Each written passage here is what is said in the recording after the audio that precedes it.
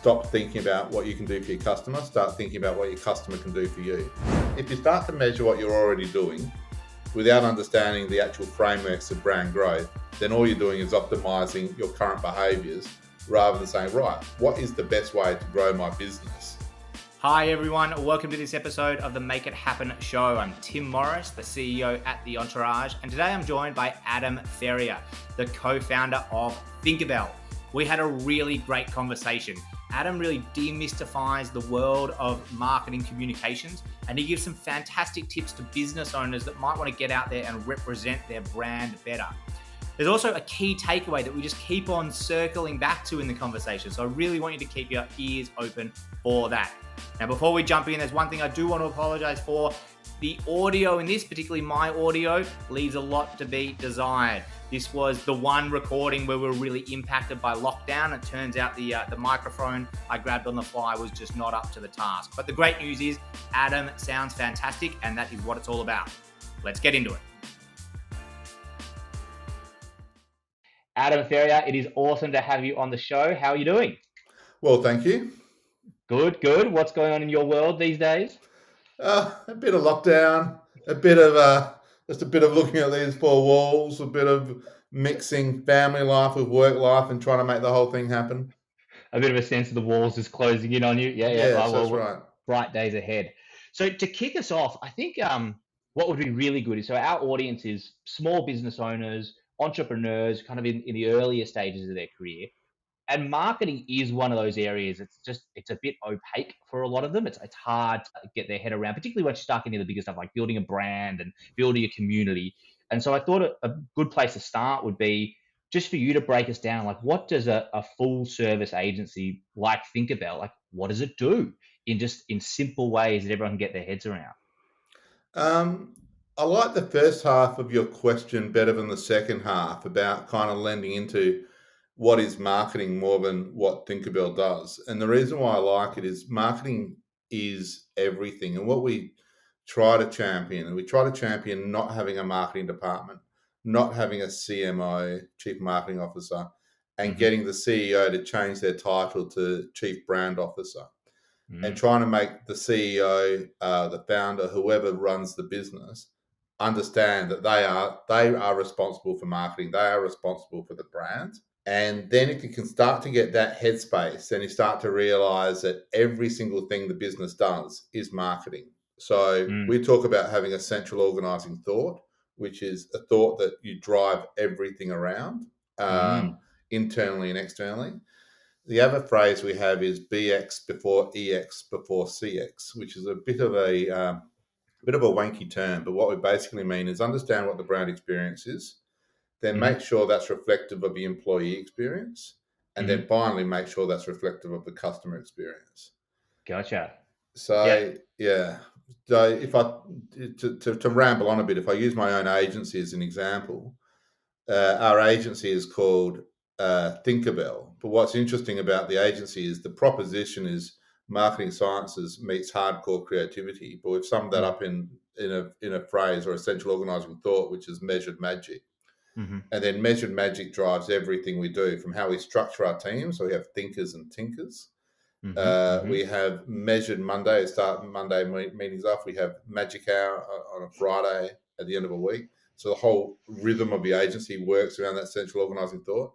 But then measured magic also drives everything from what our PowerPoint presentations look like, how our ideas are presented, but also things like invoicing and making sure our invoices have our tone and personality of measured magic on them as well.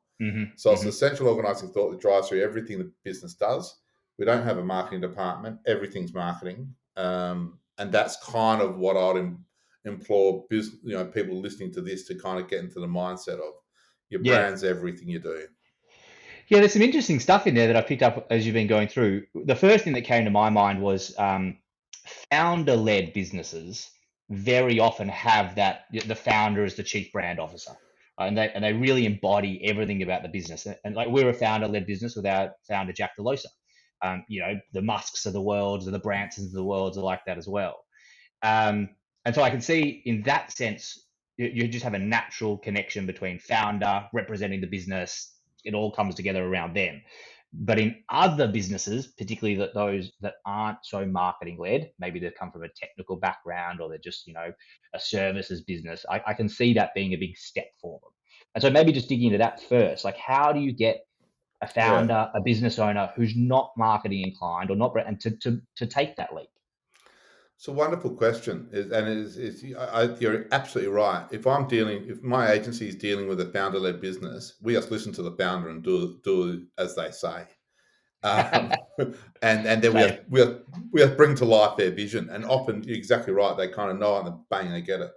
Yeah. If you're not the founder or the original idea of a business is somebody else's, then I think there's a two-stage process to understanding it. Number one is spend a little bit of time capturing and documenting what the brand's about. So agree on a central organizing thought, as I've said, about Hmm. what brings to life the brand.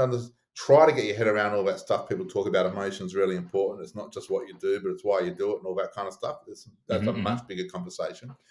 Try to drill down on your values and personality. Try to Hmm. and just document those. Try to understand what your core competencies are, and your core benefits, and try to understand ultimately what you want your customer to understand about your brand.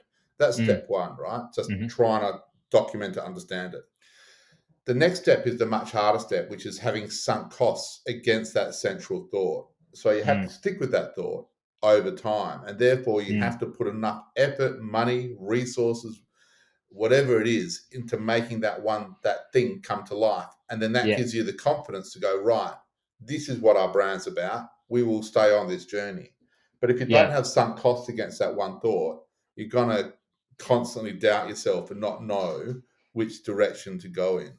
Yeah, I've certainly seen that with having launched a number of my own businesses, being intimately involved in many businesses getting off the ground. It's like that first, the name and the logo and the identity of it. At first it's nothing. Like it only exists because you bring it to life, and I like Mm. that you put sunk cost into it, but also that's how it kind of gets into your psyche as well. That's right. And then you just end up saying, right, well, this has got to be it because I spent 100K on it, or whatever it is. And so then it just puts you on a journey, right? And then you're on your way. Just back it in, back it Yeah. in. So, well, why don't we let's drill down into measured magic because I love it. It's such a good example of what we're talking about here about a central thought around which everything goes builds, but it's also at the essence of what you do. So, can you take us through measured magic, what it means to you, and how you deliver that through the agency? Agencies have grown up um, in a world which has been anti-science, anti-measurement, and the chief creative officer saying, just trust me, I know what's good for your brand." And it's all been a load of wank. And I think what's happened now is behavioural economics, the start of behavioural economics in 2002, and the popularity of that, the popularity of marketing sciences and a thing called the Ehrenberg Bass Institute has given us a lot of language and a lot of ways to measure brand growth and how brands actually grow, and what's good Hmm. and bad. And so there is now a fair bit of science that's permeated through its way through into marketing communications. And Hmm. so our proposition is marketing sciences meets hardcore creativity. So we're Hmm. embracing all of that, embracing measurement, embracing what actually works, what doesn't, and doing evidence based creativity, and Mm. then and yeah, so that's kind of what we're about. But the other bit of that is hardcore creativity. So at the end of the day, just not losing sight of creativity is our competitive advantage, and if you can instill kind of creative solutions into your business model, no matter what it is, and have a high degree of creativity, you'll be able to solve problems faster. And we believe we can create kind of magical kind of solutions. Yeah, awesome. So as a like someone running a small business, so we're certainly focused on the data, the numbers, testing. But I'm getting the feeling that we must be doing it at a fairly rudimentary level compared to what you're talking about, because what we do around returning, like measuring return on advertising spend, A/B testing within a campaign, where we spend the Yeah. money. It's like What it's not that complex, but the stuff you're talking No, about but sounds what? like it's But another level. I don't think so. I think what you're probably missing are the fundamentals. So what you're Yeah. probably doing is optimizing what you're already doing rather than actually knowing what the best thing to do is. Does that make sense? So if you Yep. start to measure what you're already doing without understanding the actual frameworks of brand growth, then all you're doing is optimizing your current behaviors rather than Yep. saying, right, what is the best way to grow my business? Mm-hmm. How do I understand that? And then you go Mm-hmm. into the principles of marketing sciences, Yep. basically. Yep. Um, and so, luckily, a chap called Byron Sharp in the Institute, the Ehrenberg Bass Institute, has kind of boiled it all down for us into two kind of basic principles, which is mental and physical availability. So, being stuck Mm-hmm. in people's heads as much as possible and being as easy Mm-hmm. to buy is probably the kind of the biggest fundamentals of marketing science. But Mm-hmm. then where that leads you to is constant penetration into new markets and constantly Mm-hmm. trying to acquire new customers is Mm-hmm. probably on balance more important than loyalty or getting repeat purchases out of current clients. Now, if Mm-hmm. you're Mm-hmm. optimizing what you're doing, optimization is going to take you more to what you're currently doing, current relationships with clients and so forth, or customers, Yep. whatever you want to call them, Yep. rather than thinking about new markets, people who don't have a relationship with your brand, etc. Yeah. Yeah. Yeah. The model that we use, which is super common, is that top of funnel, middle funnel, bottom funnel, and we are very, very focused on increasing the reach of our top of funnel, just because we know that um, people that have engaged with us at that top level in any way, could be listening to the podcast, it could be attending one of our events or an ebook. That just that first touch point then makes the conversion or the moving them further down the bottom of the funnel faster, cheaper, easier. And so topping it Yeah, up all the time is very yeah, important for Tim. us. That's fantastic. And then the other build I'd have on that is if you're focusing on top of funnel and you're knowing that if you can look after the top of funnel, then it all kind of trickles down from there. The other thing is just realize that the customer is the start point, not the end point for any Mm, conversation. So if you can reach those customers, but then get them to do the marketing for you and get them to spread the word for you, mm, then you're getting a whole lot of earned media, social media associated. So think about when you're targeting those first customers, don't think of that as a hit or as a impression or as an ends in itself. Give them mm, the tools to pass the message on, mm, mhm. and then propagate out from there, if that Yeah. makes sense. Stop thinking about what you can do for your customer. Start thinking about what your customer can do for you. Because the other benefit of that is Oh yeah. the more your customer does for you, the more they like you. So the more loyal they become to you. Mm, So, through yeah. minimizing cognitive dissonance, basically. But if you can get your customers to invest themselves into you and your brand by promoting you Mhm. or in any other kind of way or helping you in some way, it binds them more towards you as a business. Yeah. Do you have an example top of mind? Have you seen someone do that really well recently, where they've gotten their customers to spread the word for them, or do something on their behalf? Well, you'll do that now with me. You'll ask Hmm. me to promote this podcast Hmm. in some way, and you'll follow Correct. this up and say, "Oh, Adam, that was great. You were amazing. Oh, best one I've done of those for ages. Here's all of our social feeds and everything. Do you mind just promoting it?" As Yeah. soon as I do that to you, Yeah. I'm investing something of myself into your business and your brand, and I'll watch Hmm. out for it more and probably speak more positively about it. Hmm. Hmm. Uh, an example, it's a little bit dated now and it's a bit cumbersome, but I still love it because it's so basic. There's a business called Switch Kites.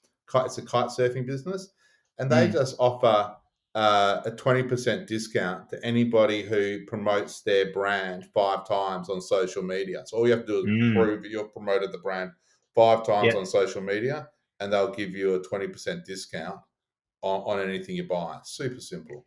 That's a good one. I think we might try and adopt that. Before before we get too far away from it, I actually wanted to come back to you say you have cultural rituals around measured magic. You start the week by that, and you finish the week. We're really big on this. Like we do advocate baking in cultural rituals into the business. It becomes the rhythm of how the business operates. Can you just talk us through those in a bit more detail? I love it, Tim. I love the fact that you again have picked up on that. We also agree it's really, really important because it helps signpost what you're about. And it's creating a culture that's genuinely differentiated from what other people do. So it's the rituals, so Measure Monday, Magic Hour, beginning and end of every week. But it's also the names of our people. So we have thinkers and tinkers. And so with that is a different operating system. So they're learning a different way of doing something than every other agency. So they have to adopt a different persona. Then we have our own internal process, which is the four-leaf clover, which people have to kind of invest time and learn. And again, that's about creating differentiation and our own way of doing things, which makes it easier for us to do stuff internally. But it also, everyone who comes into the agency has to learn that process. So they're learning a new skill, they're learning something different, learning a good way of solving problems. But also, if you've spent a bit of time learning it, then it's probably a skill you want to kind of, stick with for a while. And so we feel it's all, in my language, all of those rituals are about creating a really strong, cohesive brand that everyone gets. Yeah, that's great. There are actually a lot of similarities. So this is the Make It Happen show. On Fridays, we finish the week with the Made It Happen circle. So it's everyone coming together, and now we're doing it virtually, of course, but normally we'll come together and share wins of the week and recognise who's gone above and beyond, demonstrated the values. So that's important. I think mental models, your four-leaf clover sounds really interesting. I'm a big advocate of mental models. We have frameworks and models for how to build a business. That's what we teach our members. But then it's also used internally, because the thing I find is that just verbally running through something, or even having it written down and training someone on it, is so open to interpretation in so many different ways. But having a model that is, particularly for me, visual, that you can take to people and go, here you go, here's how we think about something, and here's how we want you to think about it, is just super powerful. I'm going to hit you up to see your four-leaf clover later on. Yeah. It's in there as well. That's my book, Stop Listening to the Customer. Was one of them. It's what I love about having a model on how to solve problems is you don't spend time or wasted energy thinking about how you're actually going to solve a problem. That bit's done. We've got the framework on how you're going to solve it. Now, and how you're going to present it and so forth. Now, all you need to worry about is actually solving it. Yeah. As opposed to the process you're going to use to solve it, if that makes sense. So it saves a lot of time. Yeah, makes tons of sense. We one of those models I talked about that we teach business owners is every business has 6 essential elements. Right? You've got your marketing, sales, product development, and delivery. They're the things that drive growth. And then you've got operations, finance, and people. And those are the things that enable all the growth. And we have this in a circular diagram. And we go through it ad nauseum with them. And I say, the reason I want you to do this is, for most business owners who are accidental business owners, when you ask them, like, tell me about your business, they're all over the place. You're like, well, run me through how your business works and where the problems are. They're all over the place. I say, what I want to do is give you a model that you can just always think about your business through. It's like Steve Jobs with his black t-shirt, right? Don't waste decision-making power or thinking power thinking about how you're going to think about your business. Have a framework and just always run through that. Yeah, Tim, you and I think would get on very well. So 100%, and it's going to be the most boring podcast where we just tell each other how wonderful our reflective thinking is. It's 100%. The other thing is it can also happen at an individual level as well. So it's not necessarily, there's so much information you have to absorb in the world. If you can have a model of how the world works or how your industry works, whether you're a business owner or not, in the case of marketing communications, just get a framework. So and believe in it. So all of the information you absorb, you can just chunk into that model and keep on building on that model. Super important. Hi everyone, I just wanted to jump in here to let you know, if you're enjoying this episode, it doesn't need to stop here. We've taken this episode plus all the other episodes and also video footage from the interviews and made it available for free. There's also a bunch of fantastic guides, tools and resources you can use to grow your business. To grab those tools, just go to www.the-entourage.com/podcast. Right, let's get back into the show. And do you think, and then we'll move on from models in case anyone's listening going, all right, I've enough of the models. Do Do you think it's so important how right the model is, or is it more that you just have a model that you use? I don't. Having a model accounts for a lot of the variance of getting shit done. Getting stuff done well, you probably want to have a model that's pretty well understood. But there's more than one way to skin a cat, obviously. And what I'm really liking in my world is you got the marketing sciences over here, you got self-styled gurus like Gary V over here. Mm-hmm. What Gary Vee says is completely the antithesis of what marketing sciences says in terms Mm. of how to build brands but they both seem to be doing a pretty good job. You know what I Mm-hmm. mean? Like, Yeah. Yeah. so I'd be more inclined, just because of the person I am, to have an evidence-based thing, Mm-hmm. which means I'd have the right model. But I think Mm-hmm. just having a point of view, and again, it's a little bit having a model of some sort. At least you start to get confidence in what you know, and it starts to build on each other.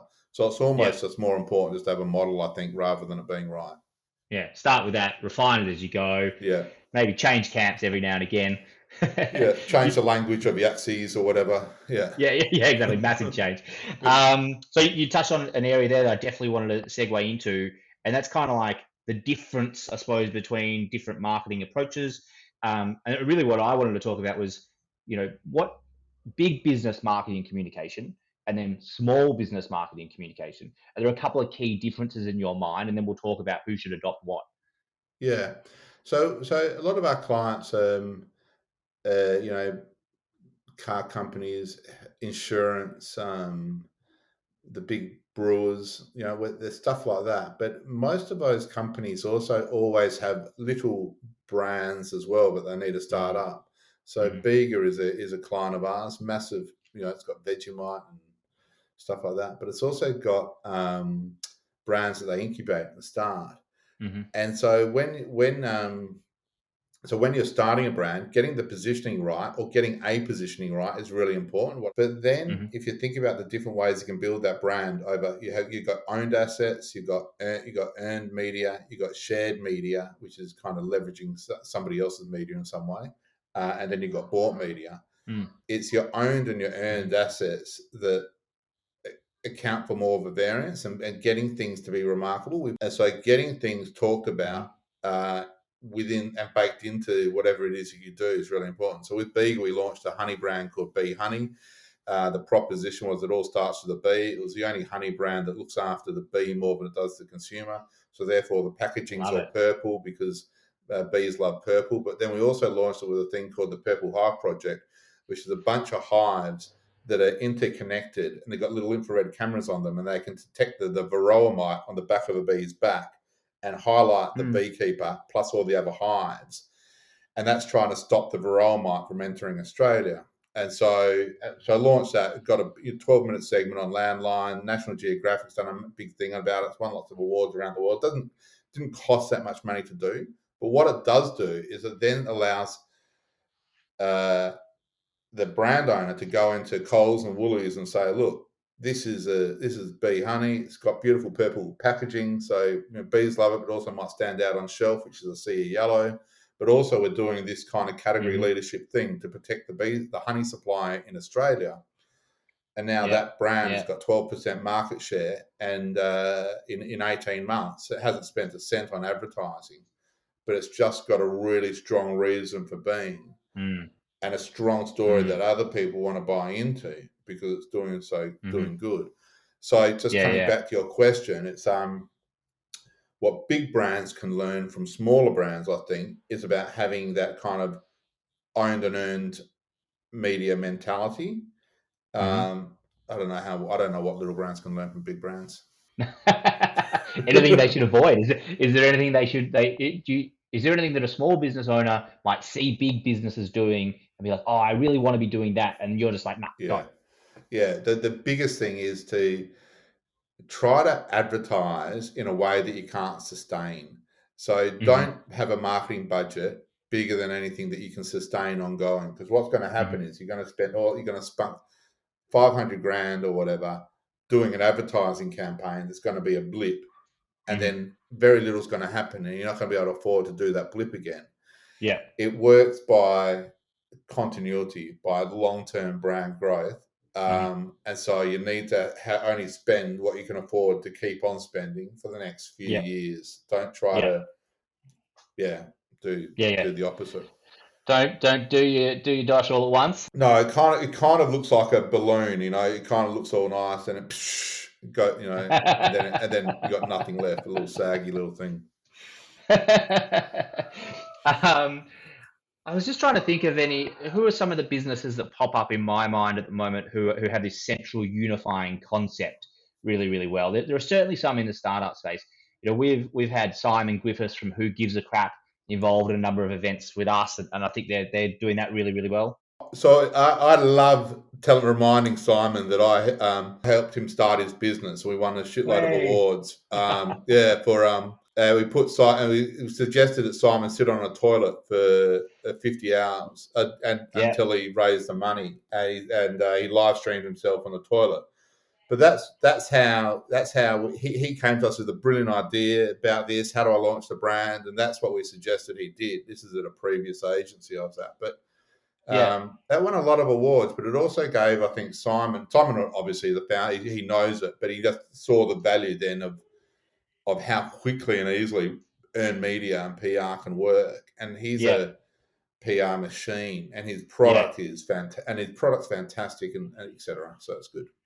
Oh, that's awesome. I had no idea about that connection. It's a small, small Mm. world. Yeah. Another one that I'm seeing at the moment, who I don't know the guys, but the single use ain't sexy business. Oh, I just think they're doing a really, really good job. What's mate. your thought? What's your thoughts on that?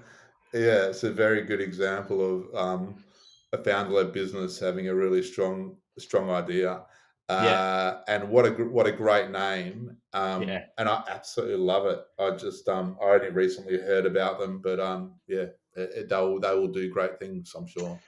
We'll chase them down. We'll get them on the show. All right. Probably the last area that I wanted to touch on before we've got a couple of questions to go through in reasonably rapid fire fashion is a lot of small businesses as they're starting to grow up that they want to start working with the big guys. They want to start landing to the bigger clients. They want to start doing bigger work so that it's in one way it's them growing up.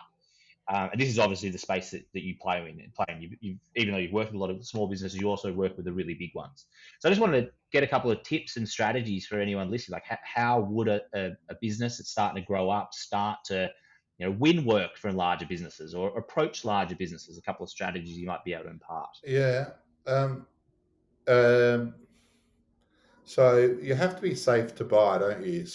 And you have Mm, to feel so nobody wants to take a risk. I would say we always talk in we and not I. So nobody we ban the word I, and it was mm-hmm. especially important when we were small because Yeah. it's not about the individual; it's about the brand and the business is buying. And Yeah. so I'd implore everybody to always say we, no matter what business that you're in, so it feels Yeah. bigger. Yeah. And then feel as big as possible. And feeling big is often having good button down collateral material. So Mm-hmm. that's the ridiculous things of if business cards are still a thing, thick business cards, or well produced assets that look really Mm-hmm. schmick and look nice, and clean fonts and a clean presentation, and have a bit of sophistication about all of that.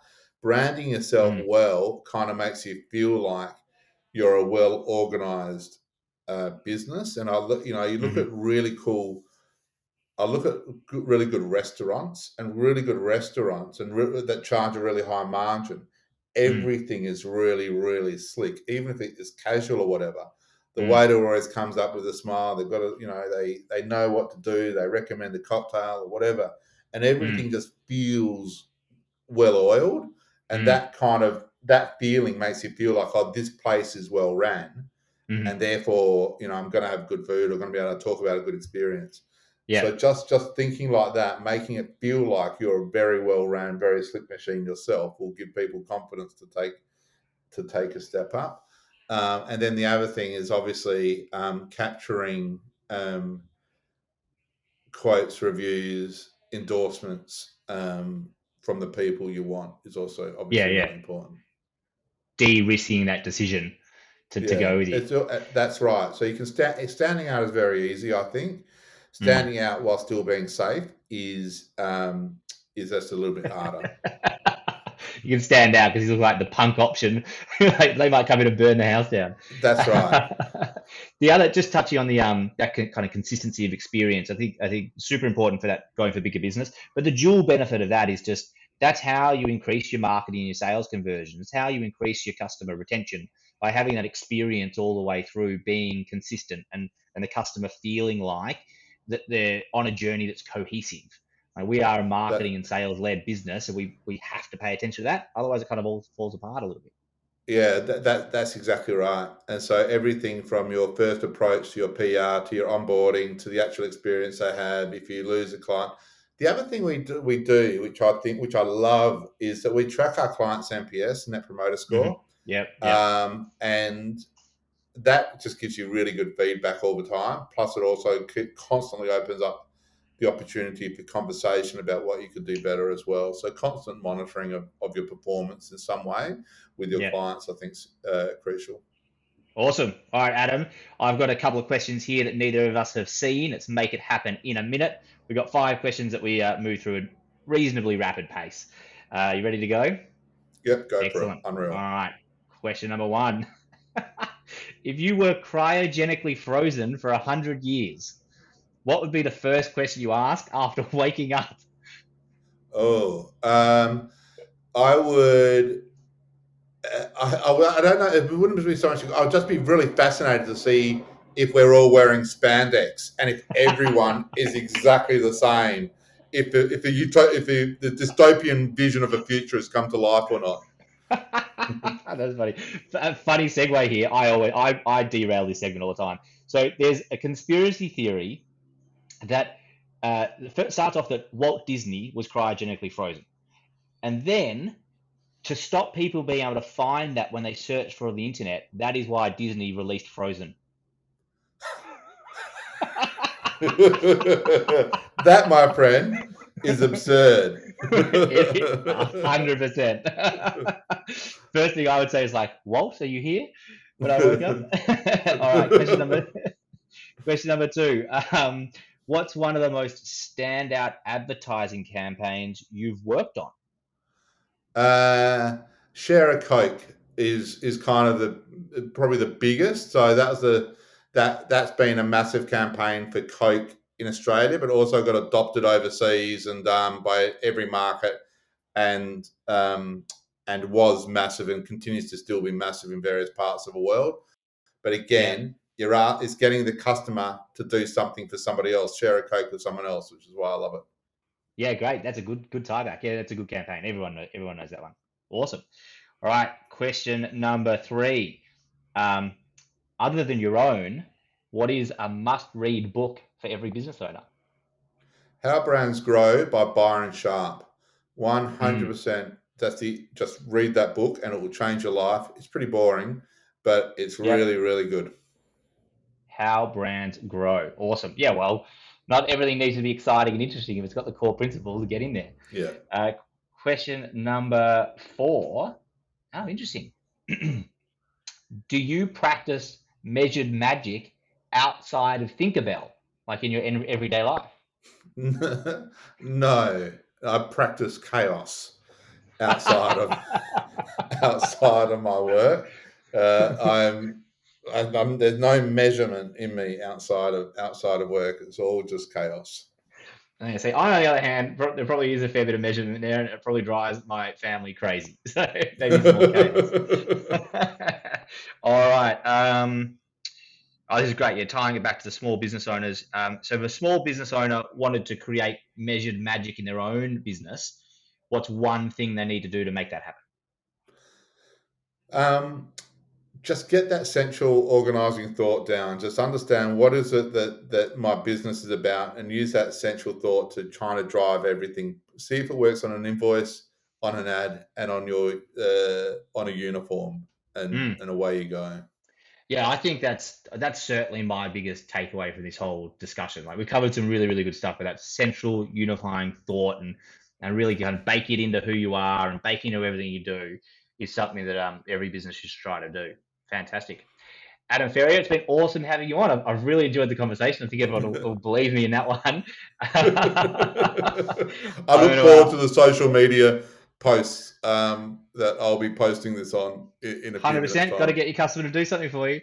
And I'll hit you up for the four-leaf clover as well. So Adam, awesome having you on. Have a great day. Good on you, Tim. That was fun. Take care. Thanks for tuning into this episode of the Make It Happen show. I hope you enjoyed the conversation. And it doesn't need to end there. We've actually gone and grabbed a whole bunch of extra resources for you. Behind the scenes footage, videos from this and all the other episodes, as well as show notes that you can grab for free.